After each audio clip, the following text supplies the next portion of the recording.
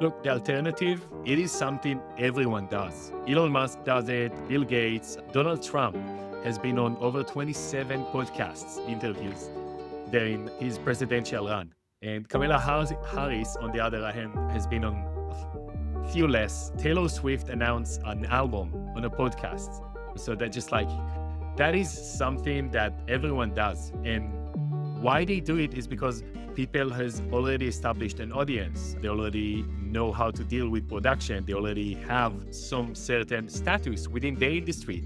For example, when I speak on your podcast, obviously, people that are in the tech industry or are interested in product building, they are listening to us. Thank you, Kaden. So, Galco from Portugal. I'm a marketing lecturer at Google and Reifman for the last 3 years. And I've been in marketing since the age of 14. By the time I've saw all the hits, all the trends, all the things that, all the shenanigans that marketing can do with content creation and stuff like that, it led me to be a product marketing manager in the high tech industry, basically fintech, cyber, and it led me also to work with founders and found their sweet spot for creating content and leads through podcasts. So I connect them with global podcasts and I facilitate a community around it that match podcasters and guests.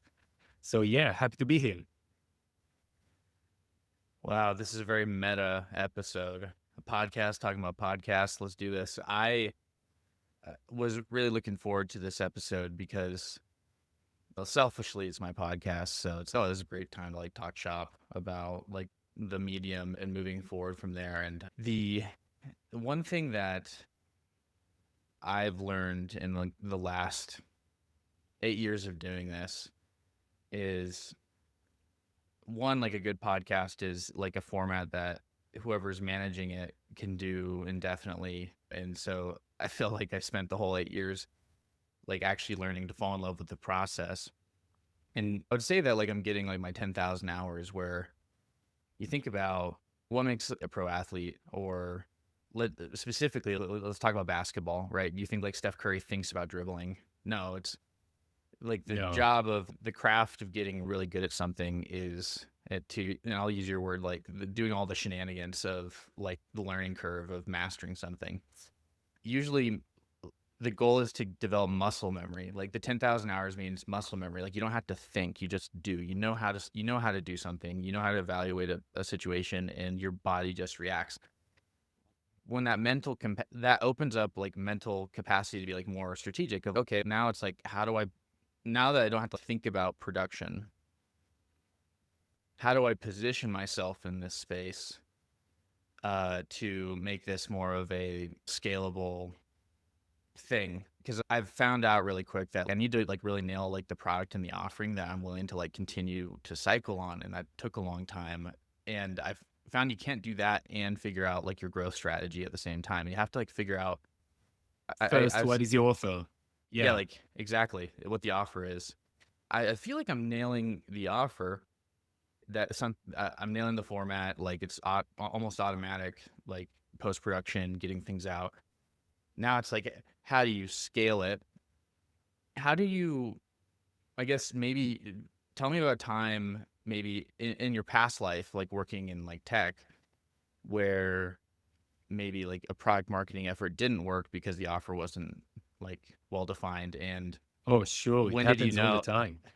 Exactly. Yeah. And maybe we'll start from there to like kind of work out like what's like that like tipping point of when to like really turn the dial, start like So scaling marketing efforts. yeah, first of all, I must acknowledge your work because reaching those hundreds of episodes, that is something that most people don't do. And you actually have to fall in love with the process and to do it repeatedly in a manner that is easy for you. Because as you say, to dribble, that is something that it's like breathing for those NBA players. And this is one of the things that I actually, me myself, I don't have a podcast because I know how much effort it takes. I bet it takes 25 hours of your month, I would say, Mm. around 25 hours just to edit, to get the guest on, to do all Yeah. all those things. So that's a huge effort. So first, you crossed a chasm that most people don't, because most people quit after their seventh episode and they don't even get the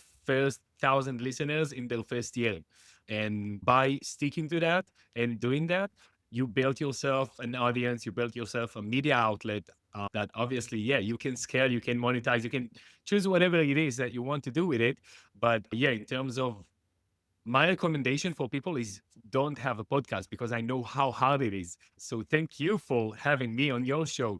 Yeah, but besides that, look, scaling a podcast, I would say it is all about the distribution and also about who your guests are. Because look, I've been speaking with over 1,000 podcasts just last year and booked hundreds of episodes for my clients. And I know that for a fact, some of the ticking box that my guests have to live by if they want to go on a good show, let's say tier two.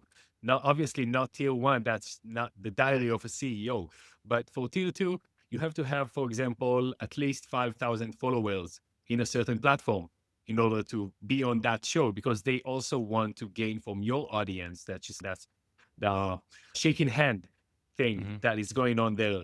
That's the first thing. Obviously, some podcasts charge money to be on the show, but they don't charge it. Obviously, they charge it in order to edit, to like production costs and stuff like that. But besides that, one of the best ways that podcast can get money from is by asking them to allocate $100, for example, once the episode is live. So we can promote it, we can boost it. So it's up to us to bring the audience. We are going to do the work for you.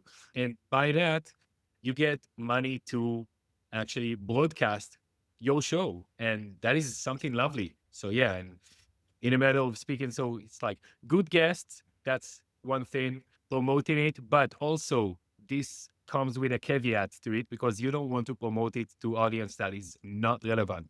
For example, some of the shows that I research for my clients, you just go there on YouTube and tens of thousands of views, and eventually you don't see any comments. So that is suspicious. Or besides that, you just see comments in a different language from Asian country that it is easy to buy views there. Just like cost per view is just lower. So people just run campaigns and that's the way they scale their operation. But eventually the base is crooked. So you cannot build on that. So yeah.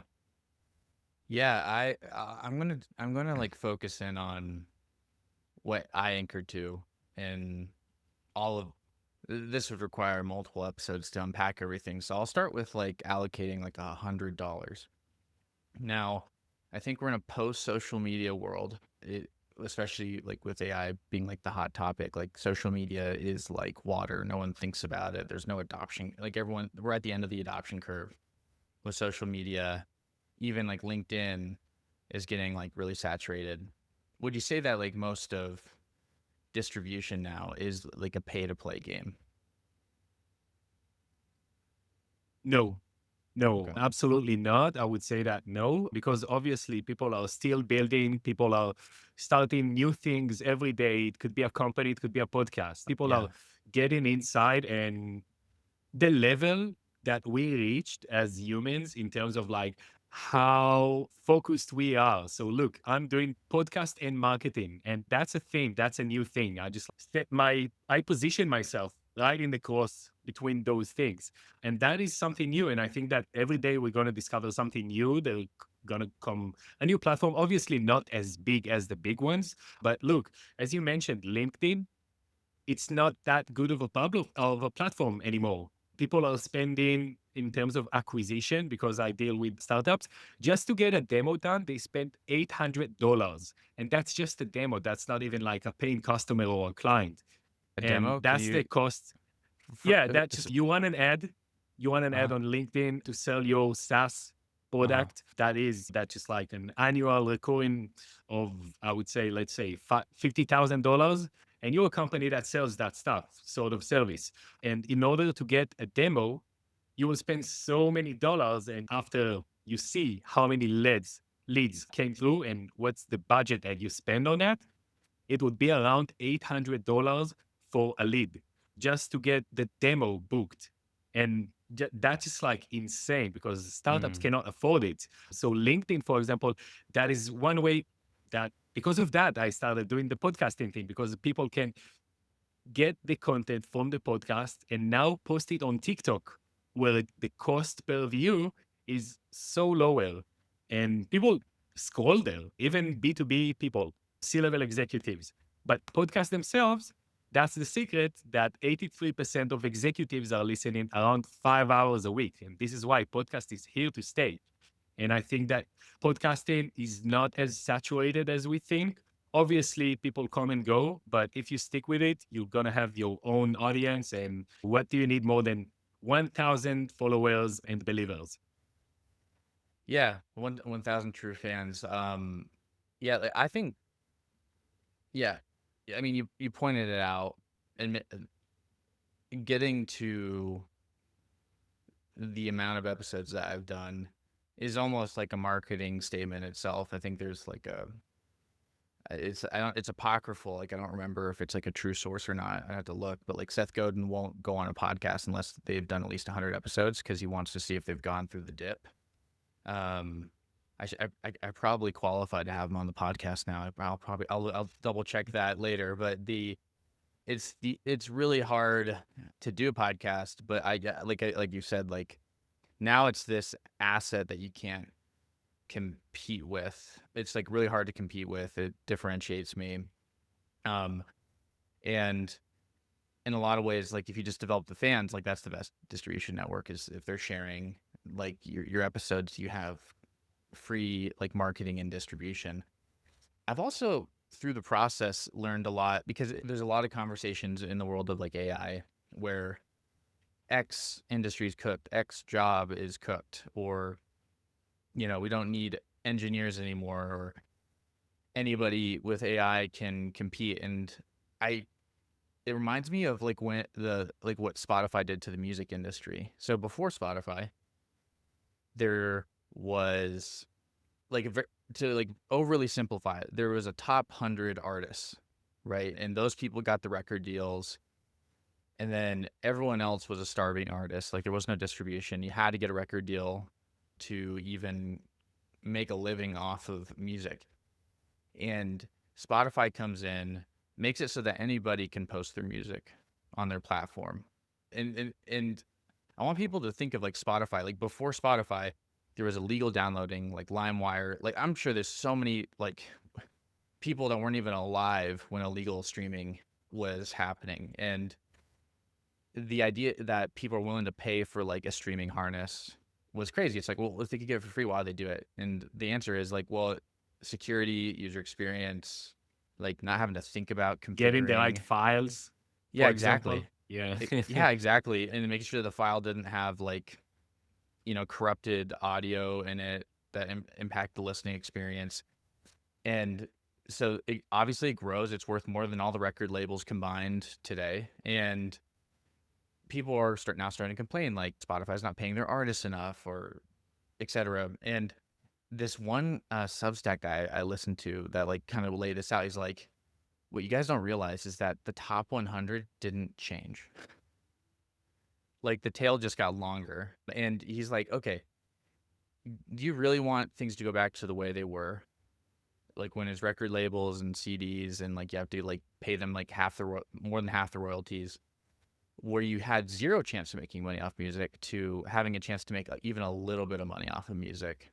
And the same thing with like podcasts. Like it's never been easier to make a podcast. Like AI is really good, getting good at editing. That's like how I'm scaling my production is I think these reasoning models helping read things. But it's never changed who the top podcasts are. Like you can't just become a diary of CEO, for example, just because the production cost has gone down. If anything, it's lengthened the tail, and it's going to Yeah. make average podcasts great podcasts, and also it's going to filter out more people because if it's easy, it still doesn't change the fact that like getting guests is hard, finding the right guests is hard, finding the right audience is always going to be hard. Like it doesn't matter. The market doesn't care how cheap production is if your product doesn't resonate or your offering doesn't resonate. That It's is right. 100%. You have to have a good offer first. Then, because if you go with, it could be A5 premium ribeye steak. But if you go to a vegetarian place, it's just gonna end up in the dump. You always have to have a starving audience for whatever it is that you do. And I think that just by having all those tools, it doesn't mean that people's jobs are gonna be vanished. That's not the way. It's always people use tools, and the way we use tools, it's gonna change. Obviously, you don't see me fax anything anymore. You don't see me even calling on the land wire. It's not happening anymore. We do stuff differently, and AI is there to help us. And obviously, with Diaries of CEO, for example, but just because that's a big one, their production level only went up. And now they have AIs to see the reactions of their guests, meanwhile speaking and capturing it and already printing out a beautiful picture with the quote to send it and to give it by the end of the session to their guests, for example. That's just one thing they do.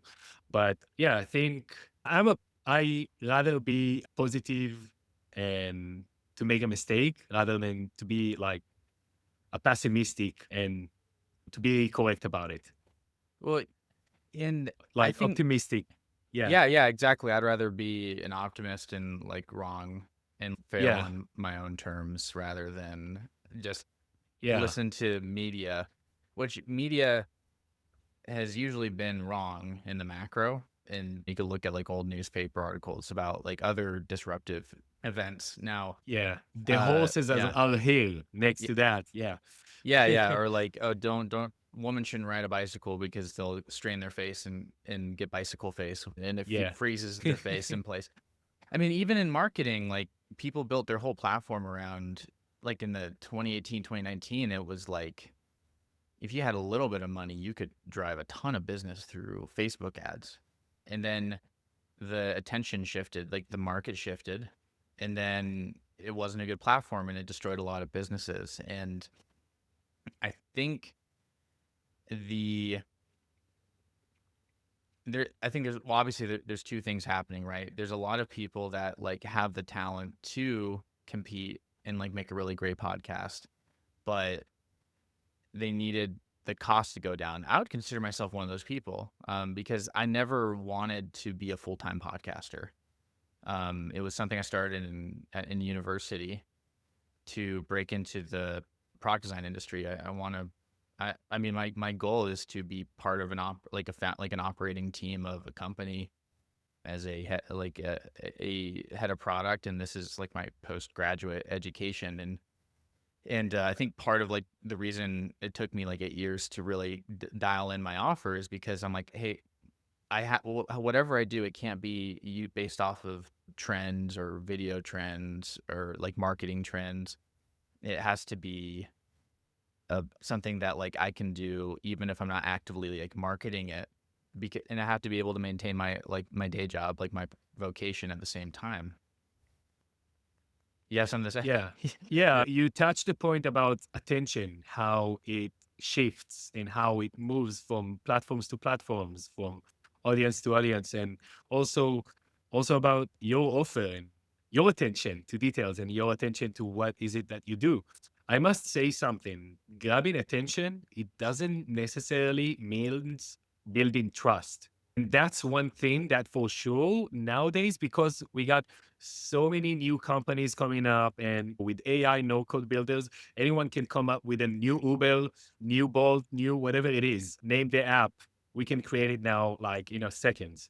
And the thing is, what we're lacking is trust. And what you're doing here with your podcast, it leads to trust because posts, for example, they don't represent any depth. Posts, once you see a thread on X or once you see, I don't know, a post on TikTok, it doesn't lead to depth, to resonate with you, to get to know you, what your goals are. Because what you shared with me now, your goals going on and being a product manager, head of product team, that is something that once you say it out loud, obviously your listeners now can now know it. And maybe if they have a certain way to help you, they would do it because we like manifestation.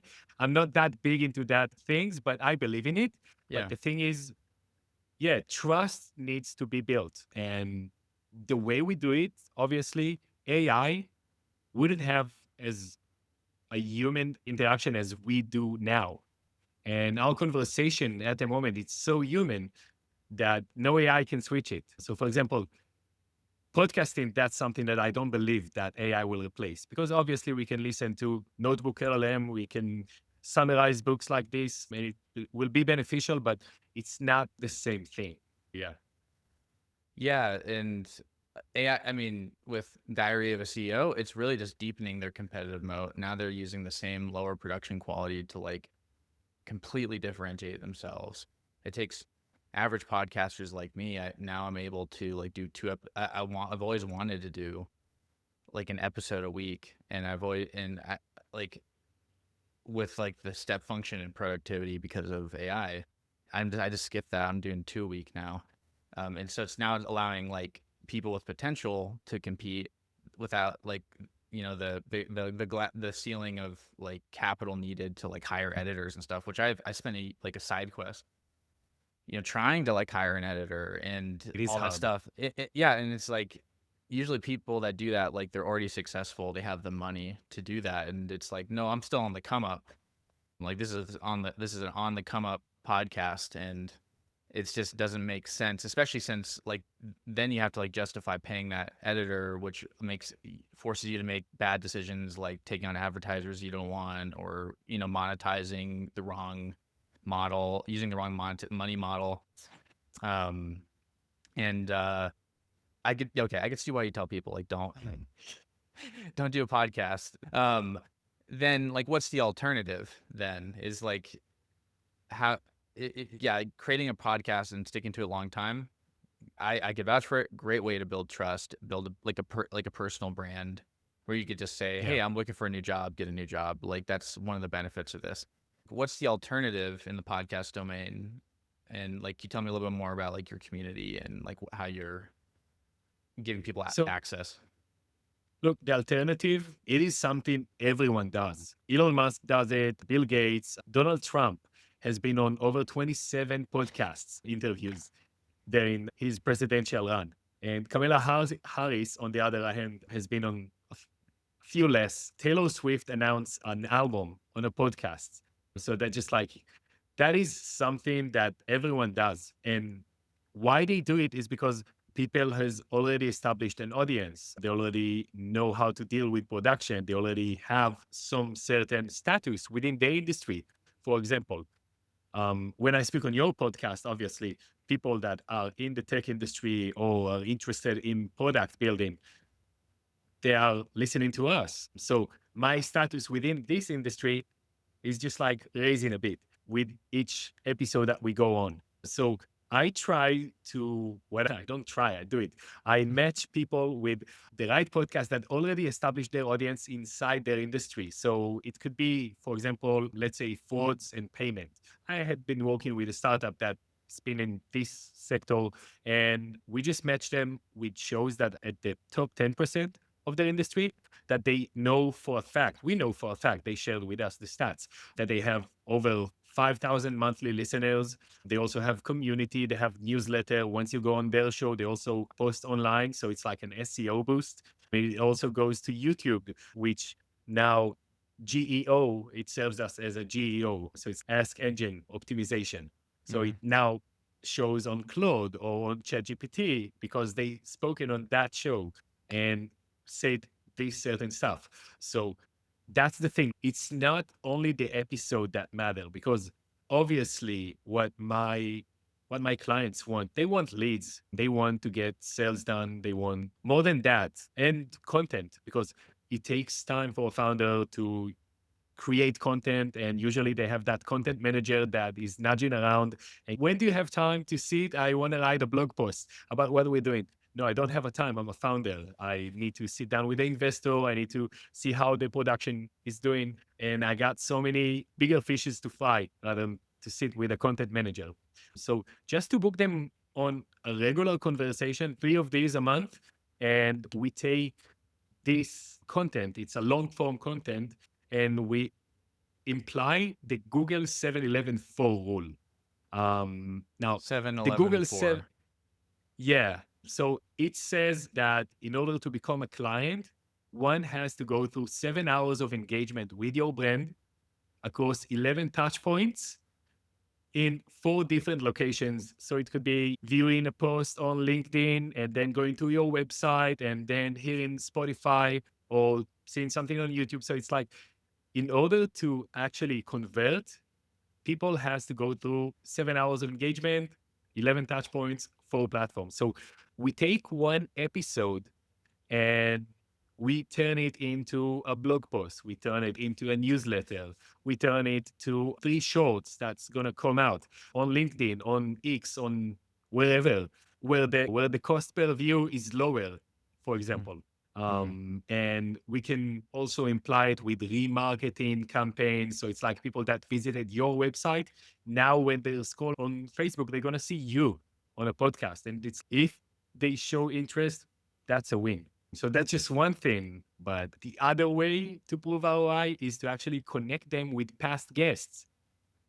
Because past guests, every host would like to connect their guests, because that's just like, that's a win. A host is a connector, a host is a networker, a host is someone that, like you, knows how to create value rather than just to do it transactional.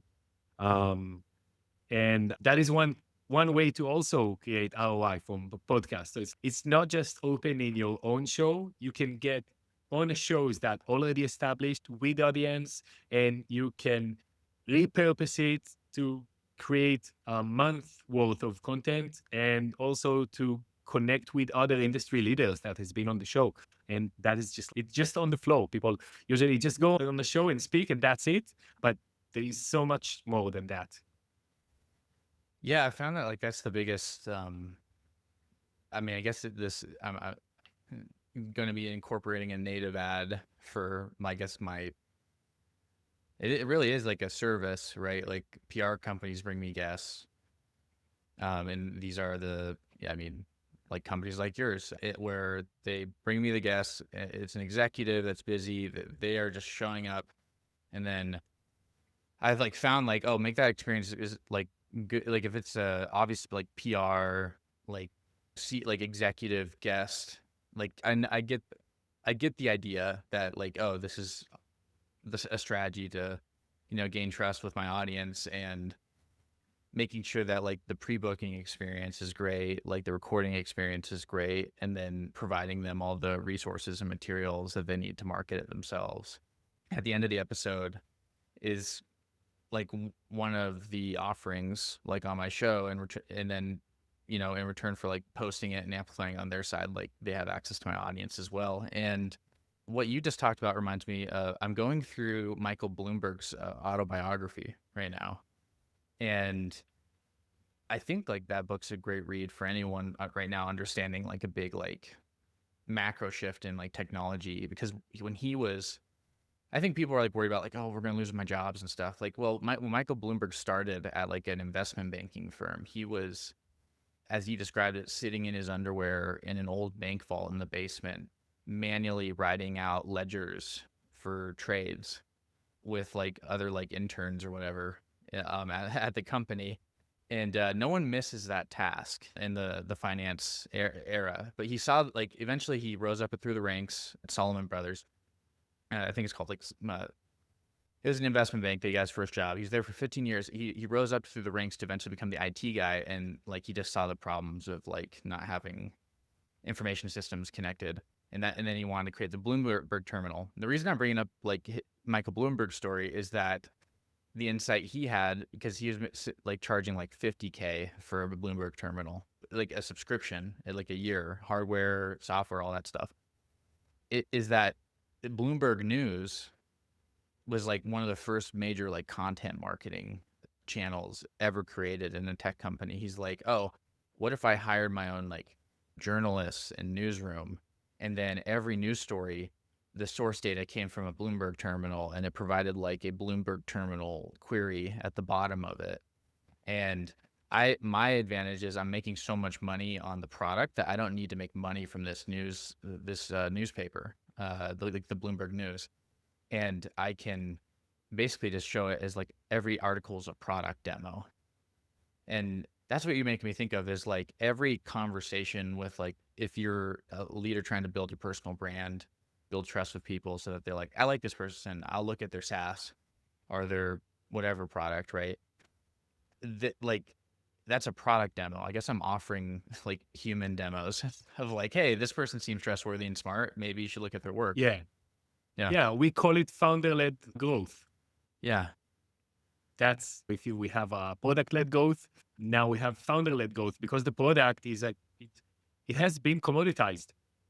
And That's I'm true. sorry to say that, but product has been commoditized nowadays. Yeah, I've heard so many good stories about people coming from the tech industry, the tech bubble of Tel Aviv. I've seen people raising money faster than cooking pasta. And I've seen people doing exits faster than giving a birth to a baby. It's one person, Maor Shlomo, has sat down 3 months during even military service. Just he sat down, prompted everything, coded everything, and he created Base 44, which is a no-code Yeah. builder that got sold on, I think it was $50 million. And that's just solo founder. And his first hires were like 2 months before he sold it. So that's crazy. Yeah, and he also, I think when I listened to like his interview on like Lenny's podcast, like he was also, I think, had a pretty good like distribution channel on social media Yeah, too. So it's yeah, like, yeah. he, I've seen it all along. yeah, Yeah. can you tell him for the guests, like maybe give like a brief summary of, hey, this guy didn't just vibe code something and sell it. Like he combined his, like maybe you could show like maybe the work in the dark, right? Because maybe there was like 10,000 hours of like personal brand building before like he saw an opportunity and executed on it in three months. Can you give a little perspective there? So yeah, here's the thing. So from what I know, and also from the communities I participate, because he's at the same communities that I am, the same network. So I just like Yeah. when he started a Kickstarter, we've been there for him. And when he created just like new feature and he wanted to taste it, so he sent us on the WhatsApp group, look guys, I've created a new feature. Can you just Q&A that? And actually, he is coming from an extensive background in computing and coding. That's not his first round. Yeah, that's not his first and not his second round in the cyber startups world. He Mm. actually, I think he sold one company before that. So that's entrepreneur that had time, had a vision, and just sat down and operated for months. He would just code and do nothing more than that besides Army Reserve. And yeah, two I Israeli hero, I would say. Yeah. Yeah, he had chutzpah, right? Yeah. Yeah, He chutzpah. Absolutely. he had yeah, I hear two things, right? Like the first thing you said about him, we're all in the same communities, right? Yeah. Like and these are like paid communities or like meetup groups or something. Like he was involved in the market, right? Like he was showing up. So yeah, in terms of communities, I'll go full Jewish now. And I believe in it means luck for our listeners. Mazal, it means luck. Now, mazal for me, it is makom, that's the M. Zman, Z, lif'ol. And it is makom, it is a place. Zman, it is the time. And lif'ol is to act. So you need to be at the right place at the right time and to act. That's what creates luck. And in the Jewish community, we have so many networks, we have so many streams of Judaism. This goes to this synagogue, this goes to that synagogue, this having their holiday there. So it's like very community. So inside Israel, in the Tel Aviv, we got so many networks and so many communities. It could be startup founders running together, for example, in Tel Aviv. Mm, That's just like the common ground. It could be something else. It could be solo founders. For example, Mo Shlomo, he's in the Build Ship Growth community, which is a nice community, really big. I think over 2,000 people. And everyone is focused about building and shipping and growing their own softwares and startups. I don't know if you know it, but right now the usage of Claude is Israel is like 5% of the usage of Claude, while the US is like around 1%. And it's like everyone in Israel is starting their own startup and some have multiple at a time. And, you know, this sort of community, it brings mazal to you. It brings luck to you because once you operate and you build and some other people, for example, from weeks would see what you're doing, that leads to the acquisition. And you said, okay, so the the maxim is being in the right place, right time, and then And to act, and the to act act. and act Yeah, when you're in the is like surfing, catching the wave, right? It's being absolutely. and to use like I don't know business school language, it's really like all strategy is positioning and segmentation. It's like Mhm. position yourself in the right place with the right like At the right target time, at the yeah, at the right right timing. time. Yeah. Yeah. Yeah, Because yeah. we know, I don't know if you are familiar with this story, but Better Place, for example, that's an electric car vehicle that has been there before Tesla has got invented. And their main thing, it was that you can replace the batteries. They bought so many Renault, like French car, Hmm. and rebuilt it. And they sold the vision of electric car even before Elon Musk did it with Tesla. But they failed it because they weren't at the right time. It was back in the 2000s. So yeah, Yeah, and if you're an Elon Musk, you will the right place into existence, right? You invent the yeah, category. you create the time. Yeah, Yeah, and then you create then you if you make the place, then you control the timing, which then increases your yeah. luck. And I guess I feel like with my podcast, I think actually this is really serendipitous. I'm a really great Substack. John Bruton, Operating by John Bruton. He just released a case study about Nike, and so if you haven't read the book Shoe Dog, like Phil Knight started with like a business school thesis that he that like Onitsuka Tigers, like which are really like famous shoes that you could only really you actually can only buy like there's an American brand called Asics, but Onitsuka is like you'd have to go to like Tokyo to like buy a pair of Onitsukas, which I did, and they're awesome. But it's he brought Onitsuka Tigers to the U.S. and then he'd go to like running meets to sell the. I'm actually looking over the case study right now. He went to like running events, like track events, and sold them out of his car. And before he had any like within the next 5 years, 70% of the U.S. running market were wearing the shoes that he was like retailing. Before there was a retail deal, right? Is like this partnership with another company. They didn't have their own products. Like Jordan wasn't even like a thing, and like he still kept a day job as an accountant at the same time. But like the whole idea is like he went to where the running community was.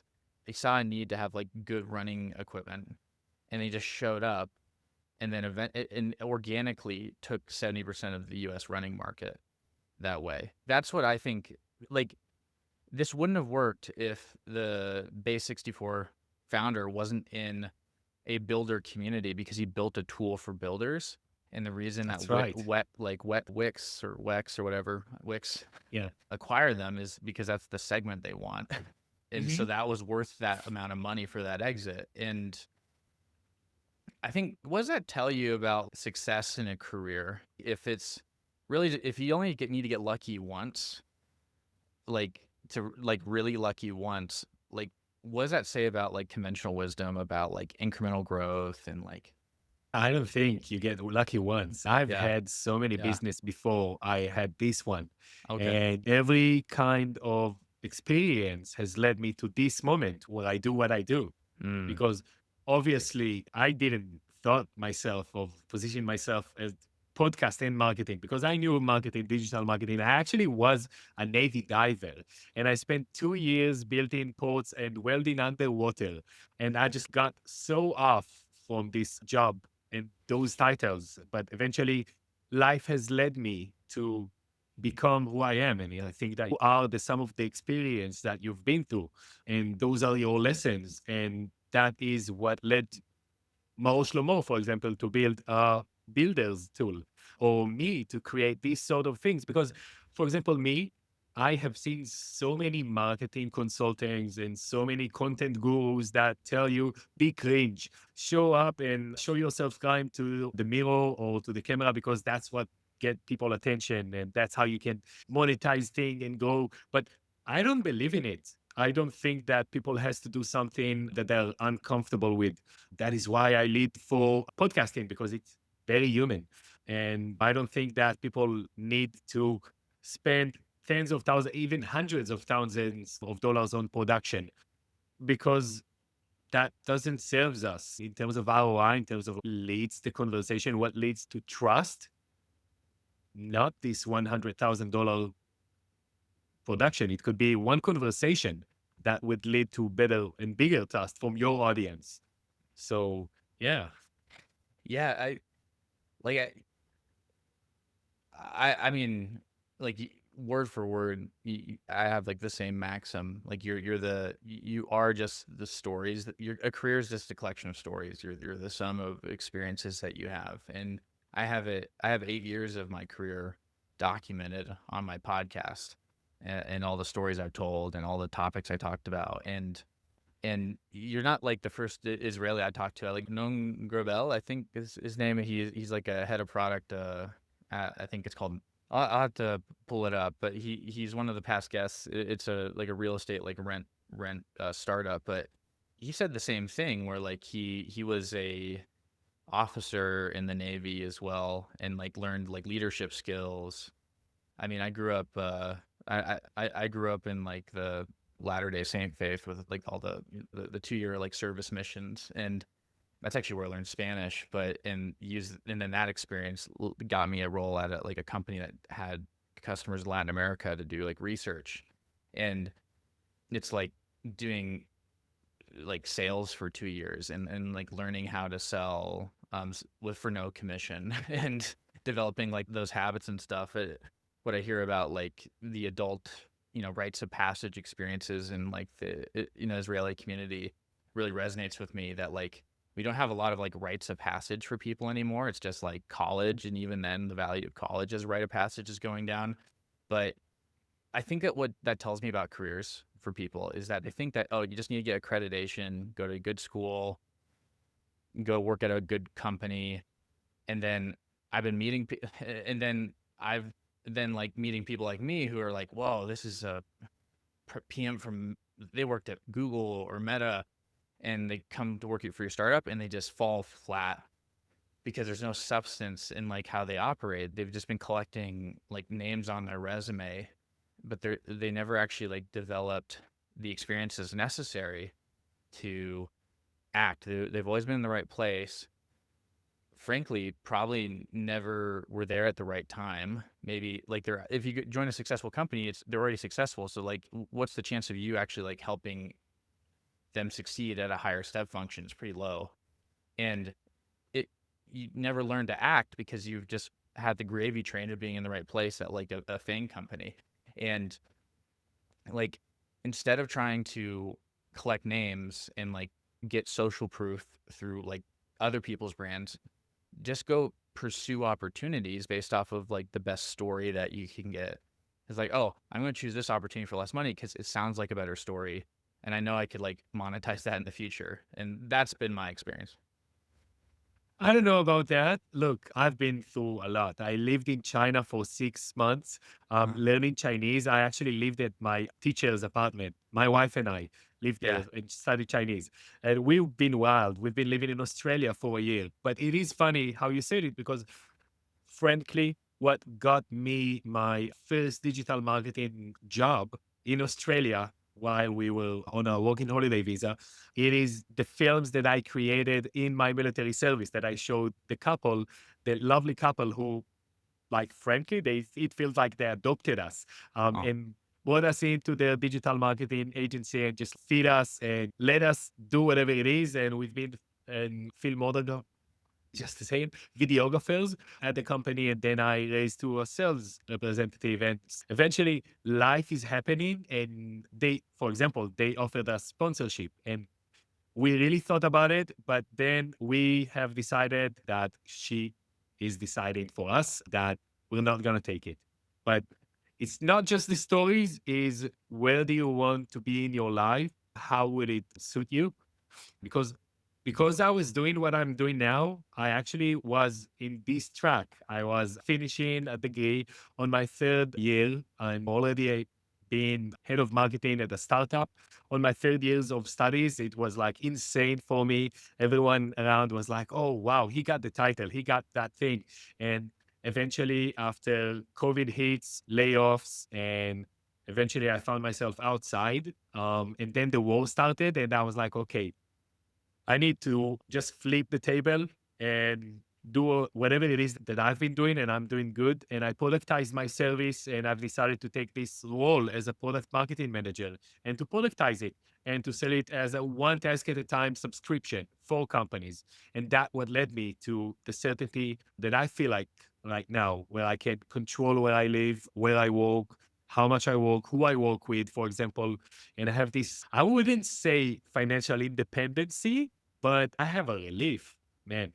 And, Yeah. just because I've acted, just because I wasn't in a place waiting for some signs from the universe to switch job, switch all. No, I just was at the right time, at the right place, and acted. And if you ask people, while missiles are shooting at you, that's not the right time to be. But that's what led me to actually become who I am and start my own offer and start my own service and just go out again. So Yeah. yeah. I love that. I mean, I could keep talking about this for days. I want to respect your time, but I think it's a good nuance. It's like stories are the currency, but the story being good or not is if you're the right cast member in that story. So there's a self-awareness involved with choosing, like, is it a story that you would enjoy listening to rather than like, oh, this story. I mean, it's like, I want to go to Harvard because that's a good story for future employers. It's like, no, no, no. You pick the stories, and then ideally you'll find people that like that same type of story, and you find your people just by being authentic to yourself. Mhm. Gal, do you think is there anything that hasn't been said that should be said on the record before we sign off, and how can people find your work? Yes. If anything that I've said has resonated with our audience, so I would love to invite them to connect with me on LinkedIn because first, that's my platform. That's where I operate and I'm always online there. And besides that, to join my community because I host Monday Matchmaking Mania, which is every Monday I go inside my database with thousands of podcasts that are looking for guests and match people from within the community with those podcasts. It is completely free to join the community. And you have hundreds of podcast hosts there, marketing managers from company like Google, Meta, TikTok, Microsoft, so many people that I love and love me back. And my network is there. So if anyone wants to join, I would be happy to approve them. Fantastic. I'll work it out on my side to provide the listener with a way to Yeah, you know it is get a fast track. school. And Yeah, yeah, yeah. yeah, It is school.com with a K, yeah, school.com/podstar. Yeah. fantastic. We'll set that up. Gal, thank you so much for coming on the show. You have a good one. Thank you, Kenan. It was lovely.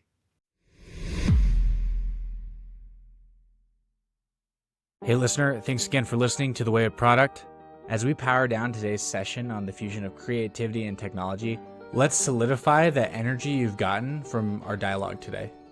If you've gleaned insights or strategies that could turbocharge your projects, I have a small but powerful ask. Swing by the platform where you're hearing this and leave a review. Think of it as your digital high five to us. It's a fuel that propels this content to more creative technologists like you, amplifying the impact of the shared knowledge.